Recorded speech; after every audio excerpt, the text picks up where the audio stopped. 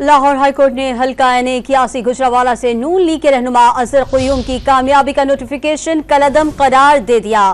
مزید تفصیلات جانتے ہیں ڈان نیوز کے نمائندے رانا بلال سے۔ رانا بلال، کیا تفصیلات ہیں، آگاہ کیجیے گا۔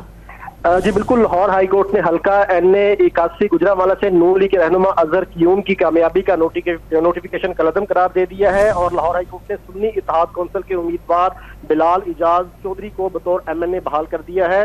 آج جسٹس شاہد کریم نے سنی اتحاد کونسل کے بلال اعجاز چودھری کی درخواست پر سماعت کی، جس میں انہوں نے یہ موقف اختیار کیا تھا کہ بلال اعجاز چودھری 8000 ووٹوں سے کامیاب ہوئے تھے، اور ری کاؤنٹنگ میں ان کے جو مخالف امیدوار ہے اظہر قیوم، ان کو جو ہے وہ کامیاب قرار دے دیا گیا ہے۔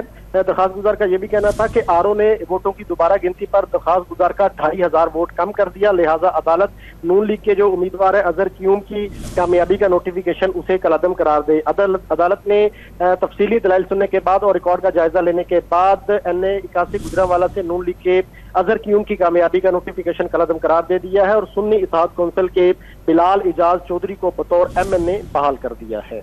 رانا بلال تفصیلات سے آگاہ کر رہے تھے، آپ کا شکریہ۔